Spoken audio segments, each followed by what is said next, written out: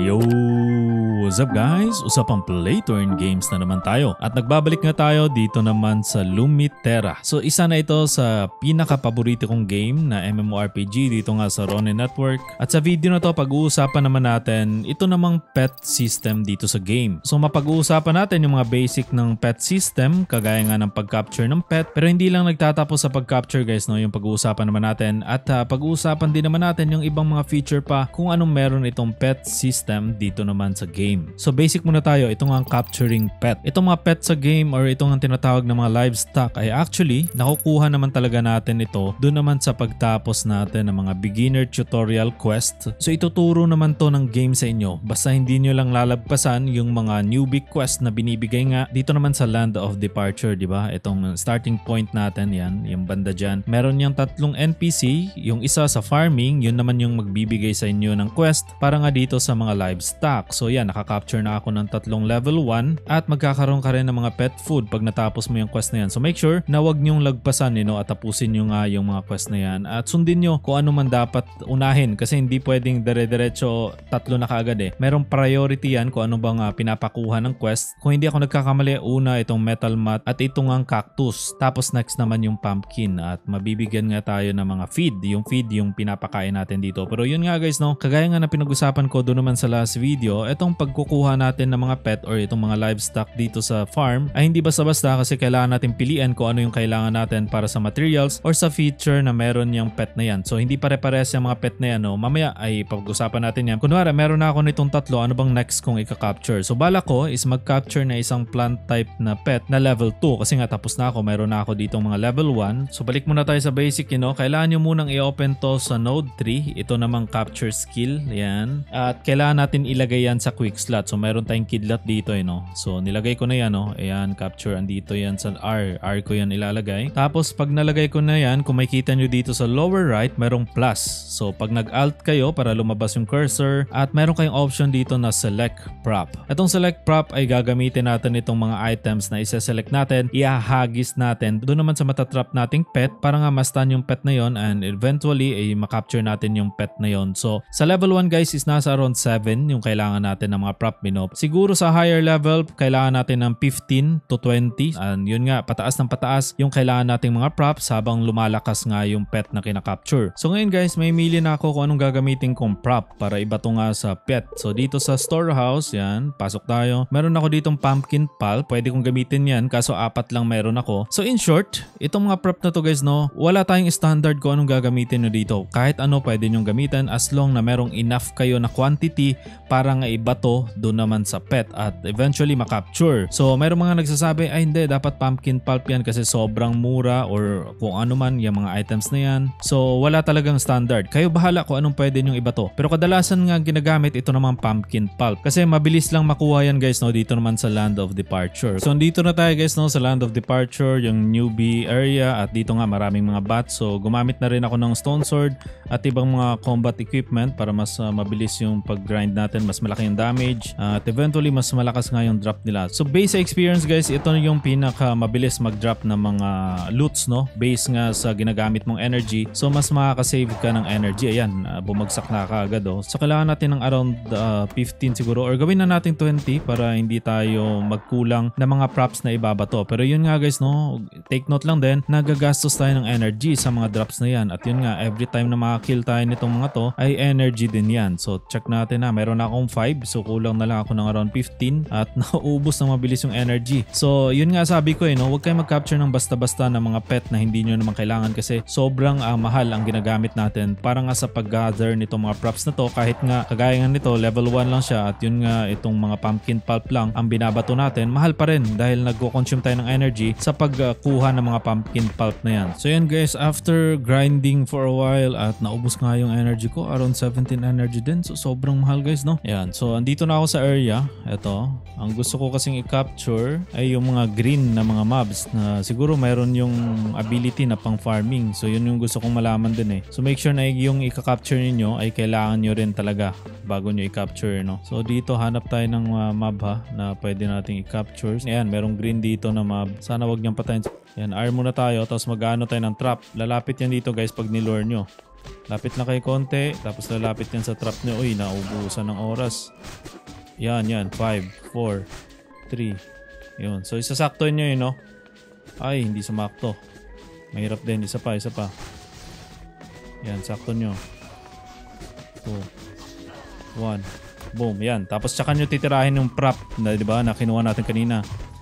Tira lang ng tira. So mas mataas na level ng mob, mas mahirap. Yun, capture. Leafy Lurker pala yung level 2 na yun na mob. So pag okay na, pwede na tayong bumalik. So 10 lang yung ginamit ko guys, no? So yun lang din, pinasobra na natin. So balik na tayo dun sa farm natin. Yan, character stack. So itong farm dito guys, no? Libre lang to. Automatic kayo magkakaroon ng farm. So hindi nyo na kailangan siyang dalhin after mo makapture papunta sa farm. Kasi automatic siyang mapupunta naman sa pinaka-farm mo. So magpapakain na tayo, pero bago tayo magpakain, kailangan natin ng feed. So kung hindi nyo sinunod yung tutorial at hindi nyo nga alam paano i-craft, dito naman yan sa banda ng city na to, sa upper right yan. Ito naman kay Terrance.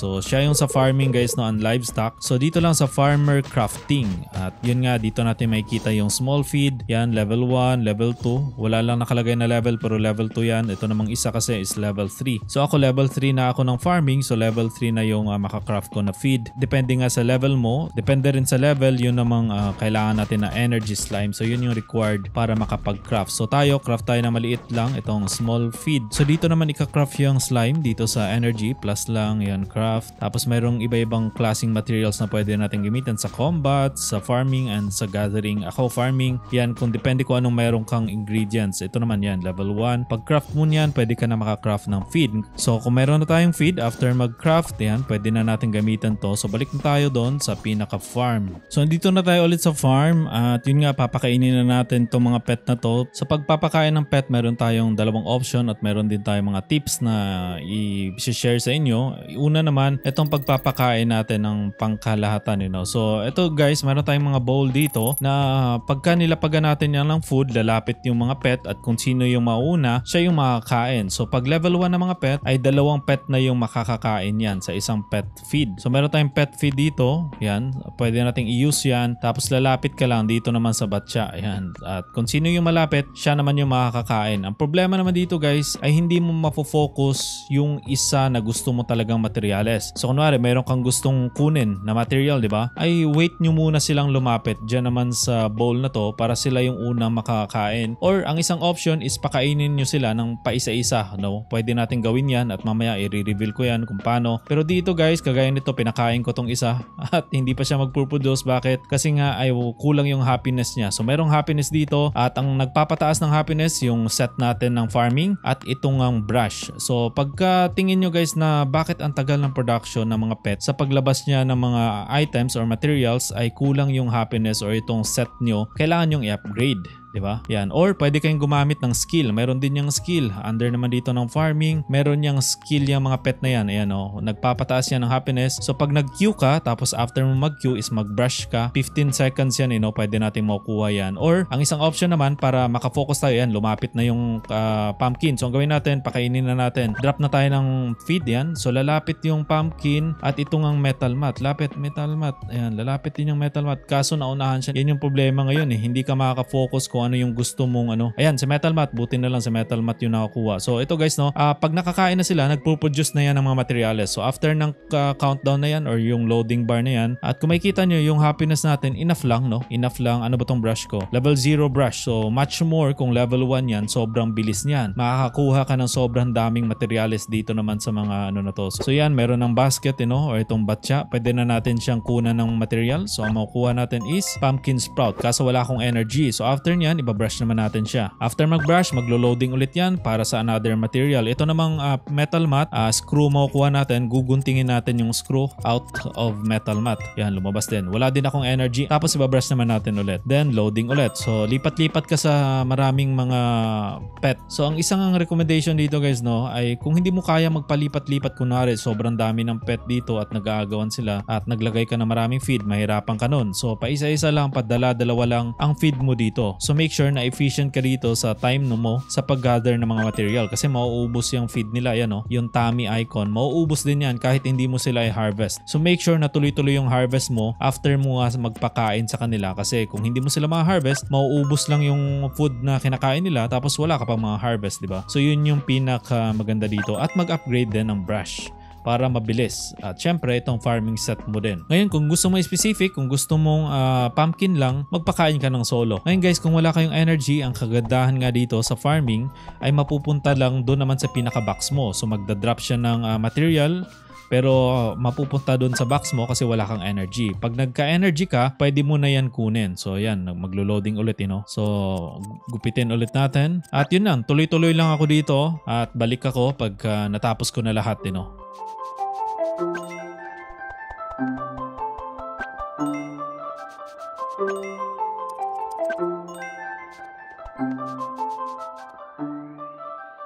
Okay, so last na to. Kukunin na natin tong sa metal mat, So another screw. And after nyan guys, pag nagutom na sila, so ito pwede pa palang i-brush, last brush. Yan. So pag nagutom na sila, tummy icon na yung lalabas. So wala na ulit food yan. At ito, konti lang yung nakuha ko dito kasi nga ang liit ng happiness ko. So para dito sa mga level 2 mobs guys, kailangan talaga mag-upgrade ng at least level 1 na brush pataas, So mas maganda level 2 or mas maganda level 3 na kagad kung meron kayong budget. And para naman mapakita sa inyo kung paano pakainin ng paisa-isa, ang kailangan nyo lang gawin ay pumunta dito kay Oli. Tapos i-manage natin yung pet na gusto nating pakainin ng solo para ang harvest natin focus lang sa kanya. Kunwari, marami tayong kulang na cactus sprout. So itong cactus warrior, ifa-follow lang natin sa atin. Yan. So pag follow, lalabas ka lang dito kasi dito sa loob guys, walang option na mag-interact para sa pet. And yan nga yung dinidiscover natin. Baka may mga ibang nakatry dyan kung pwede bang pakainin ng solo yung pet sa loob ng homeland. Pero dito wala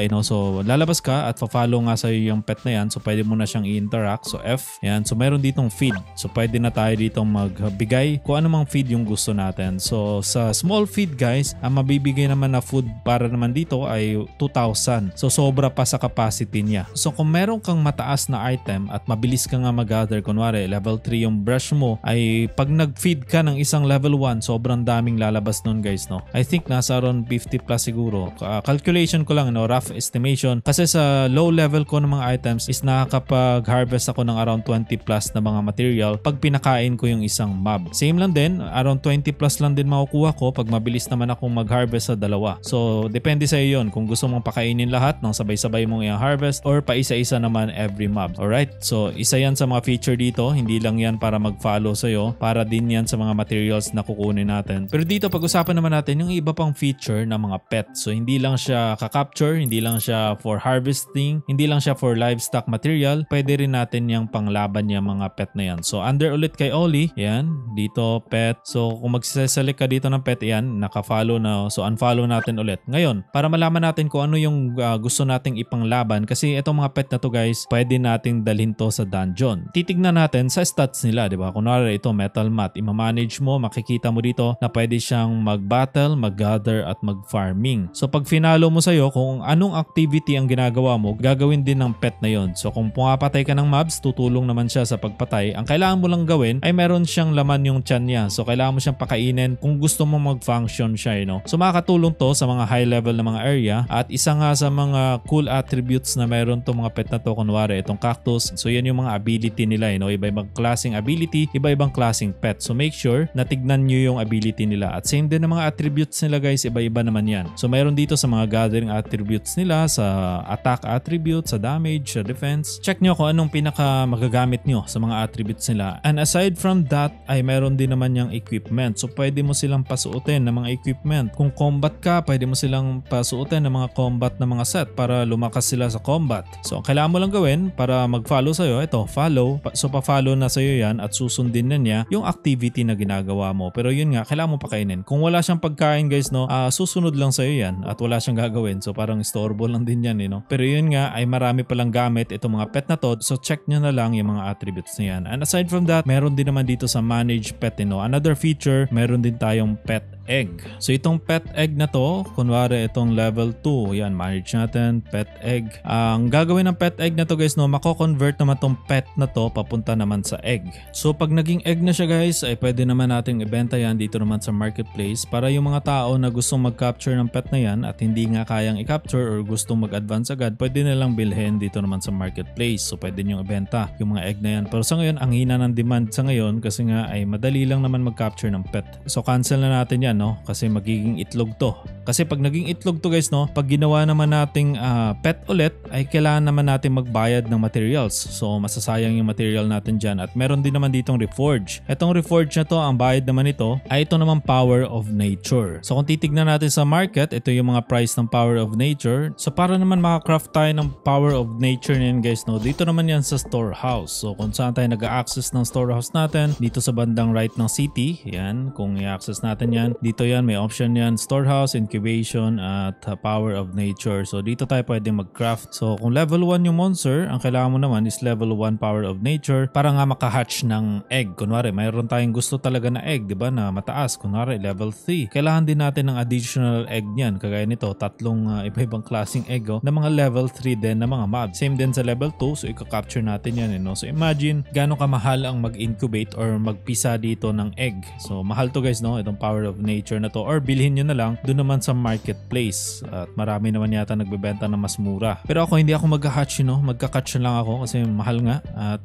depende siguro. Kung meron talagang pet na sobrang lakas na gusto nyong i-hatch, ay bili kayo niyan. No? At dito nga i-incubate nyo. Ayan, i-hatch nyo yung mga egg na yan. At ilalagay dito kung ilang mga power of nature yung kailangan. So yan yung ibabayad natin. So maggastos siya guys, no? So paano bang ginagawa nito? Kung meron tayong pet na sobrang hina at gusto nating maiba yung stats nila or gusto nating mag-gamble, baka makakuha tayo ng sobrang lakas na pet, ay pwede natin gamitin yan. Pero yan, keep na natin to kasi hindi na tayo magbabayad. At meron din naman dito, last option naman natin, itong ang release.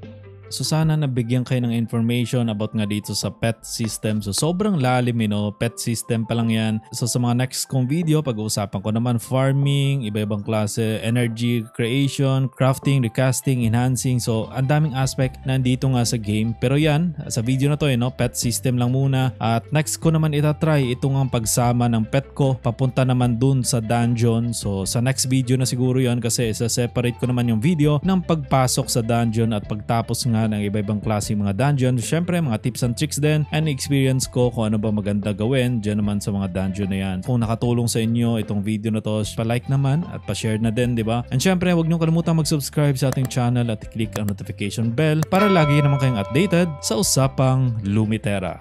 See ya guys!